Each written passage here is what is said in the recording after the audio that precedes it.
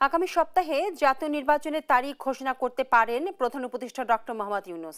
বিকেলে রাষ্ট্রীয় অতিথি ভবন যমুনায় প্রধান উপদেষ্টার সঙ্গে মতবিনিময় সভা শেষে এমনটাই জানালেন বিভিন্ন রাজনৈতিক দলের নেতারা। এনডিএম চেয়ারম্যান ববি হাজ্জাজ জানান, আগামী 5 থেকে 8 অগস্টের মধ্যে নির্বাচনের তারিখ ঘোষণা দিবেন প্রধান উপদেষ্টা। জাতির উদ্দেশ্যে ভাষণের মাধ্যমে নির্বাচনের তারিখের পাশাপাশি জুলাই সনদও ঘোষণা করবেন তিনি। একই কথা জানান 12 দলীয় জোটের প্রধান মোস্তফা জামাল হায়দারও। বৈঠকে আইন শৃঙ্খলা পরিস্থিতি নিয়ে উদ্বেগ জানিয়ে দেশে অস্থিতিশীলতার জন্য পতিত সরকারকে দায়ী করেন তারা।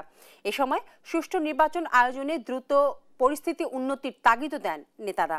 সভায় নির্বাচন পর্যন্ত রাজনৈতিক দলগুলোর সমর্থন চেয়েছেন প্রধান উপদেষ্টা।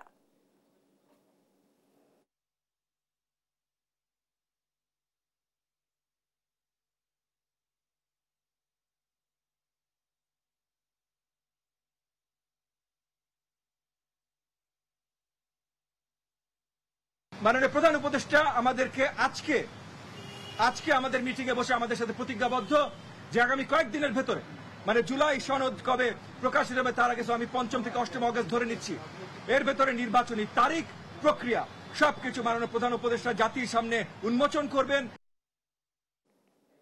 দর্শক, এই বিষয়ে আরো জানাতে সরাসরি যুক্ত হচ্ছেন আমাদের সহকর্মী জান্নাতুল মোহনা। মোহনা, প্রধান উপদেষ্টার সঙ্গে বৈঠকের পর আর কি জানালেন রাজনৈতিক নেতারা? আপনারা জানেন যে 14টি রাজনৈতিক দল প্রধান উপদেষ্টার আমন্ত্রণে আজ বিকেলে তার বাসভবন যমুনায় এসেছেন এবং মত বিনিময় করেছেন। মত বিনিময়কালে যেসব বিষয়ে আলোচনা হয়েছে তার মধ্যে অন্যতম ছিল নির্বাচনের তারিখ এবং ইতিমধ্যে জেনেছেন যে জানা গেছে যে 5 থেকে 8 আগস্টের মধ্যে যে কোনো দিন সুনির্দিষ্ট জাতীয় নির্বাচনের তারিখ ঘোষণা করতে যাচ্ছেন প্রধান উপদেষ্টা ডক্টর মোহাম্মদ ইউনূস।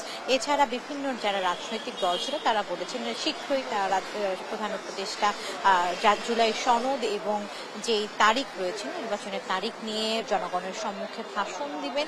এছাড়া আরো কয়েকটি বিষয় আলোচনায় উঠে এসে যেমনটি আইন শৃঙ্খলার পরিস্থিতি এবং বিভিন্ন দলের নেতাকর্মীরা জানিয়েছেন প্রধান উপদেষ্টা এই বর্তমান চলমান যে অস্থিরতা চলছে সেই অস্থিরতার জন্য পূর্বের সরকার অর্থাৎ বিগত সরকারকে দায়ী করছেন এবং এছাড়া তারা আলোচনা করেছেন যে সুষ্ঠু নির্বাচন আয়োজনের লক্ষ্যে যে পরিমাণ নিরাপত্তা বা আইন শৃঙ্খলা বাহিনীর ভূমিকা রাখার কথা সেই রকম ভূমিকা দেখতে পাচ্ছেন না তারা সরকারকে পরামর্শ দিয়েছেন যেন আইন শৃঙ্খলা বাহিনীকে আরো শক্তিশালী করা হোক এবং লেভেল প্লেইং ফিল্ড তৈরি করার জন্য আইন শৃঙ্খলা বাহিনীর যে গুরুত্বপূর্ণ ভূমিকা থাকার কথা তার জন্য তাদেরকে মাঠে সরব হওয়ার জন্য পরামর্শ দিয়েছেন বিভিন্ন দলের রাজনৈতিক নেতৃবৃন্দ এবং তারা আরো জানিয়েছেন তারা দেখতে পাচ্ছেন যে বিশেষ করে ইসলামী দল যারা রয়েছেন তারা বলেছেন যে ঢাকা জাতিসংঘের মানবাধিকার কমিশনের যে কার্যালয় রয়েছে সেই কার্যালয়টি স্থাপনে তারা প্রতিবাদ জানিয়েছেন। তখন যখন আমরা প্রশ্ন করি তাদেরকে যে